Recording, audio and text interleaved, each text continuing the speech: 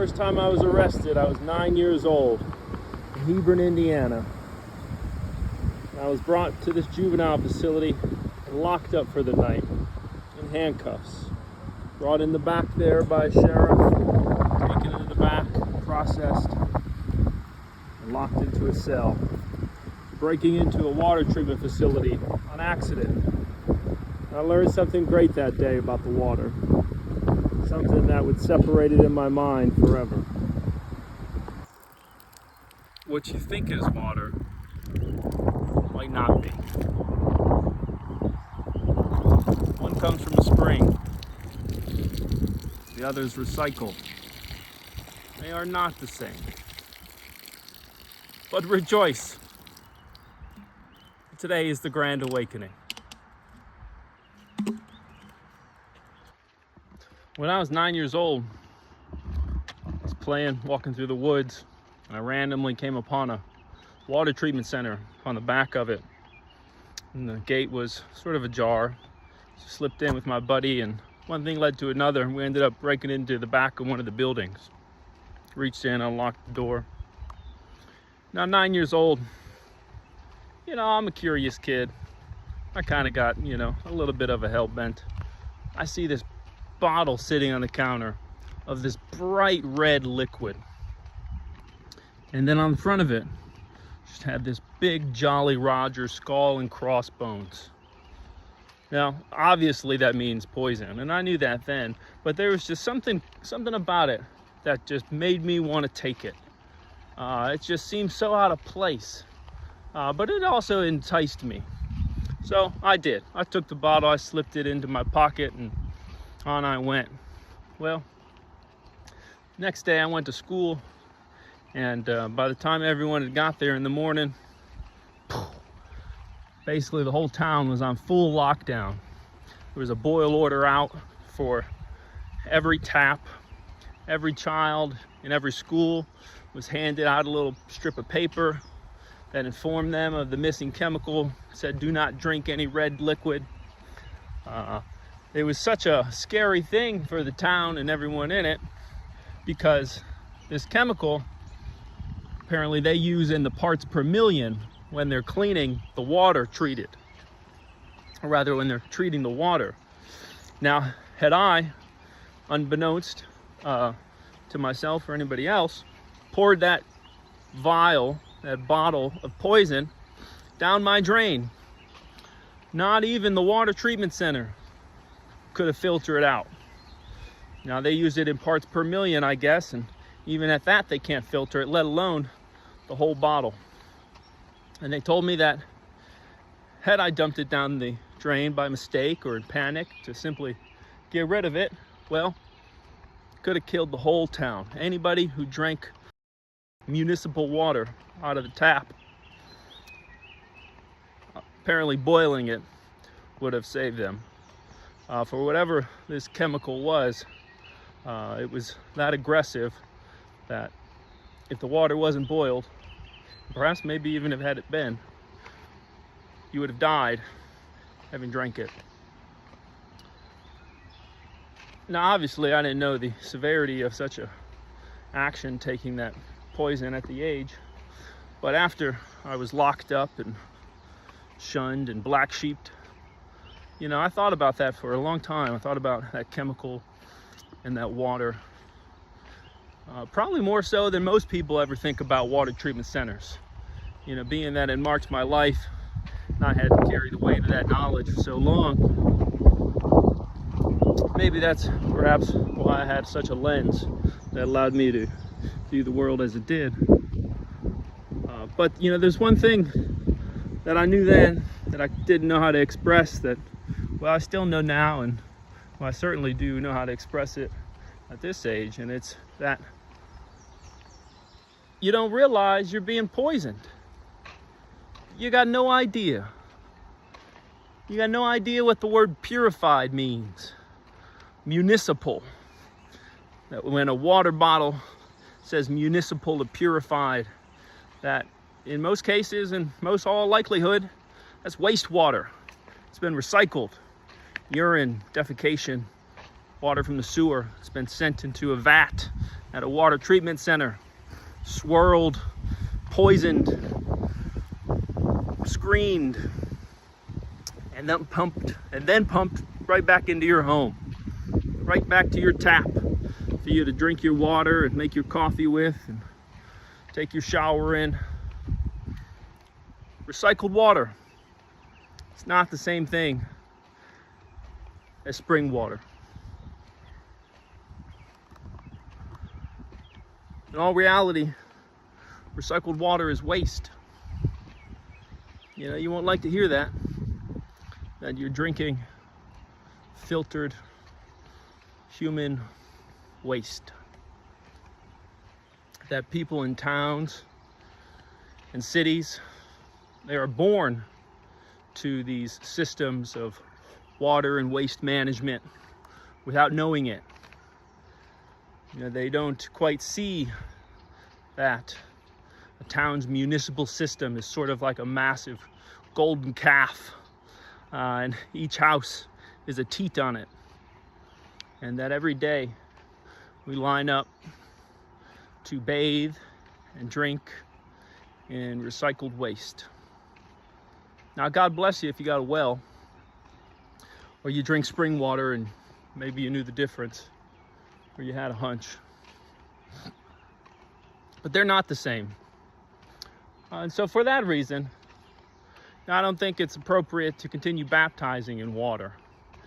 You know, at some point, the declaration of water and baptism as being conjoined was going to come to an end. And it came to an end in the past, and surely it was going to come to one again. And I think that there's no better reason, no better time than now, than to do away with the requirement of a water baptism, particularly in the face of the abomination that we have created called purified water or municipal water. You know, what one bottle of water is to life, one bottle of purified water is to death. You know, you don't quite see it because you have to sort of imagine, you have to use your mind when looking at these two things, but a bottle of recycled water has been poisoned. I don't care what you say, I don't care in how many parts per million, there's poison in recycled water. I know it because I stole a bottle of it. They locked me away at the age of 9, and I had to carry that responsibility and that knowledge all my life. And now I pass it back to you to let you know that your water is poisoned, and you drink it every day. You don't realize. You think maybe it tastes the same. You know, maybe it looks the same, and you'd be wrong. You have unwittingly drinking from an unclean water.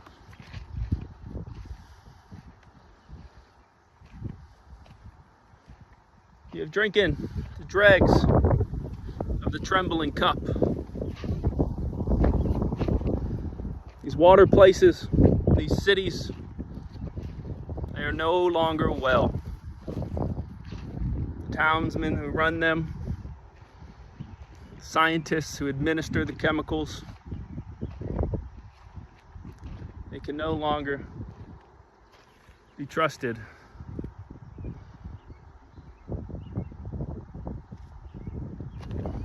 But it's a great day, because today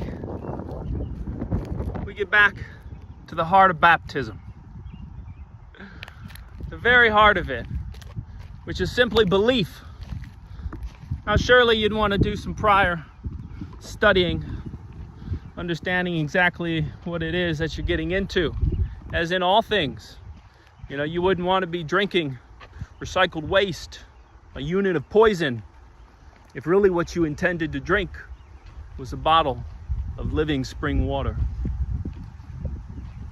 But like all things in the modern day,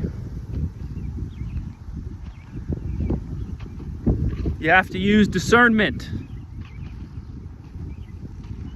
to figure out what it is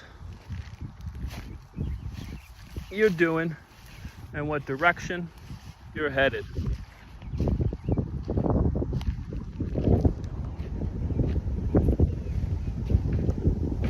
Well, I could use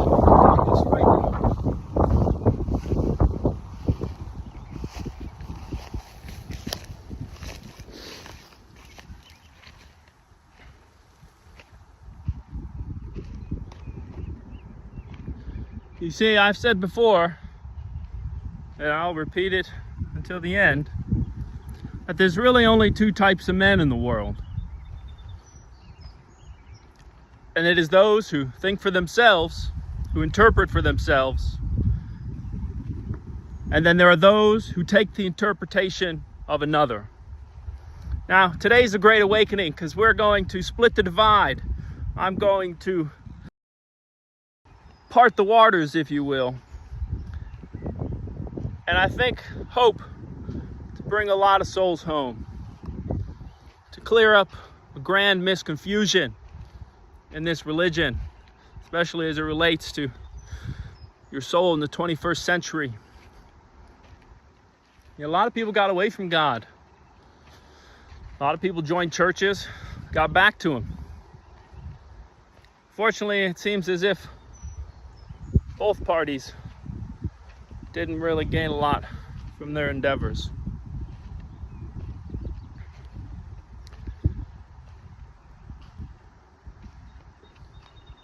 We can make it very clear.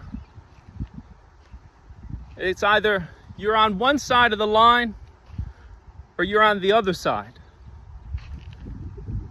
As if there were really only two ways to worship God, and not this whole slew of choices and texts that you see. There's really only two. And one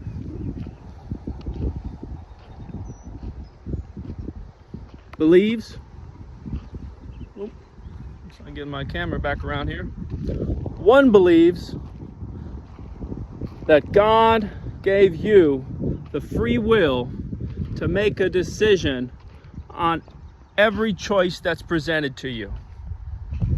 Put another way, it's that no other man is supposed to intercede on your behalf for you to gain enlightenment. There is no other soul needed, necessary for your return to the kingdom of heaven.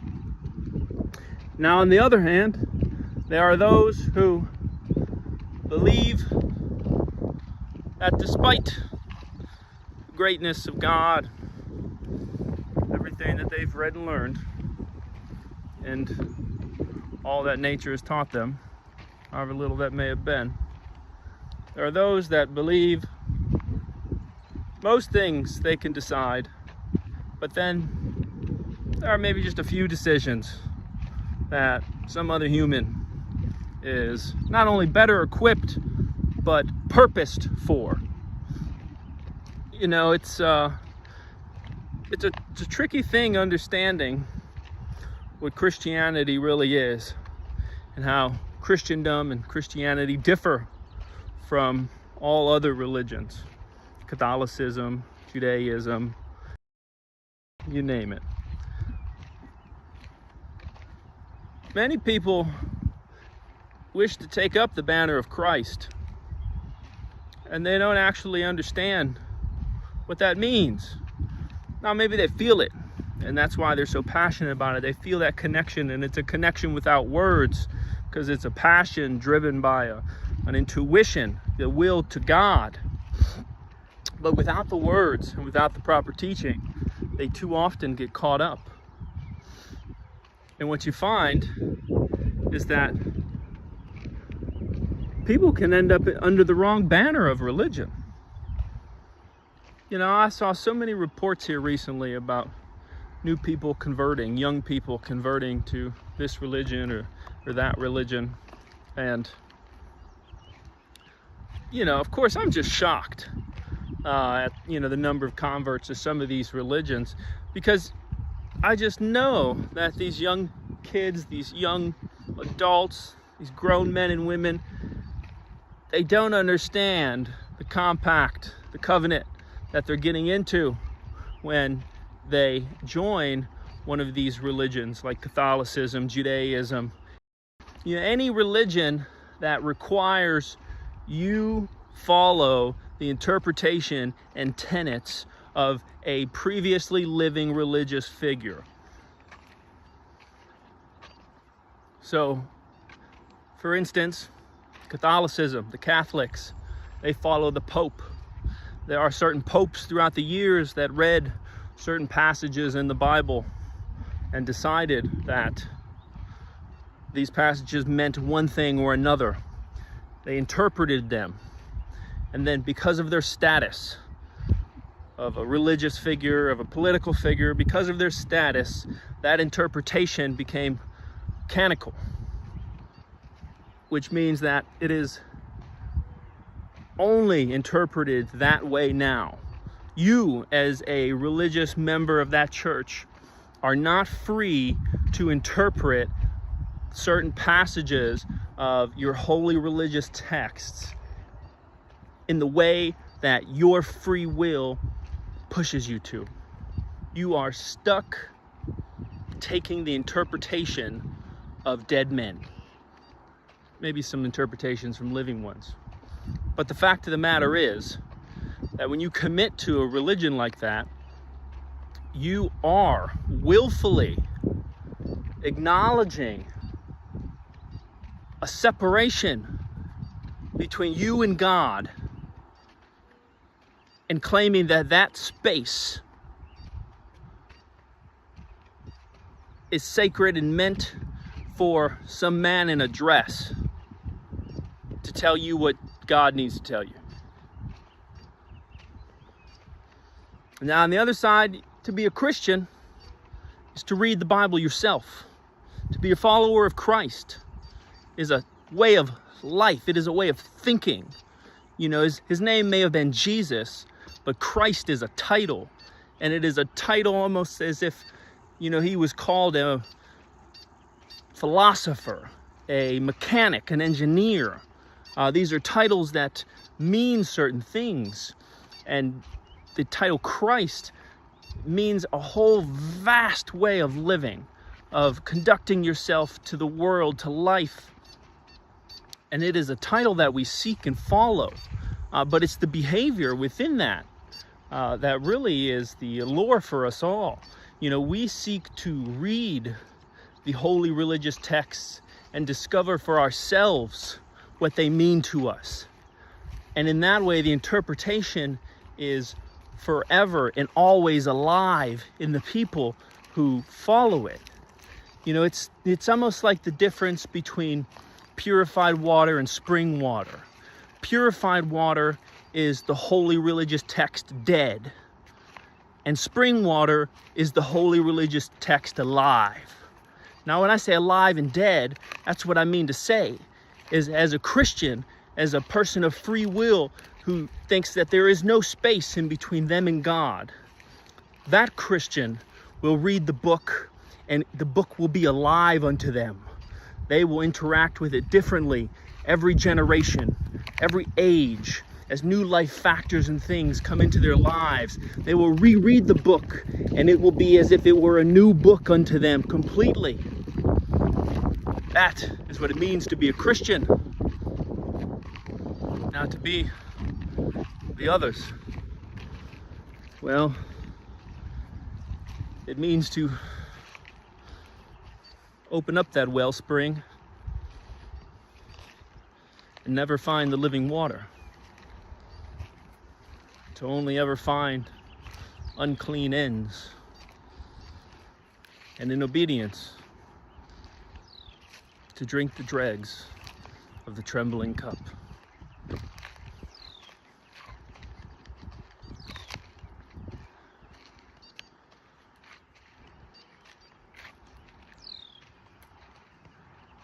If you wish to be a Christian,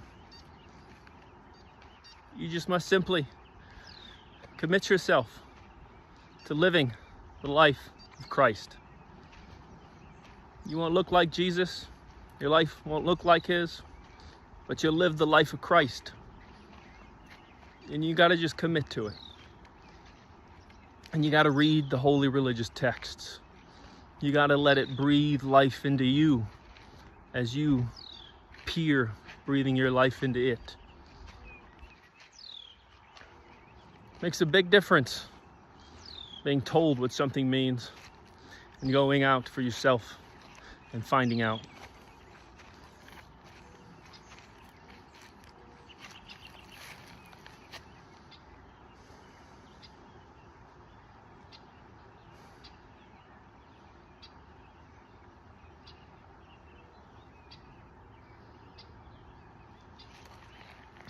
Today, I think we'll baptize some people. I think anybody who wants to be baptized in the living way of Christ,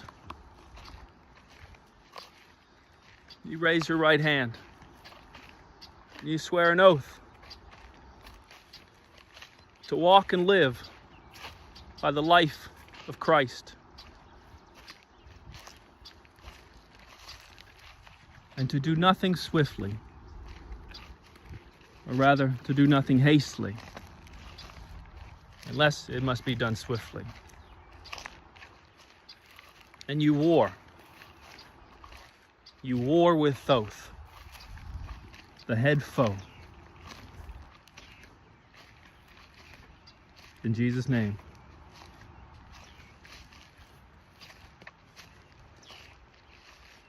May my aim be as true to the mark as the mark is to my aim.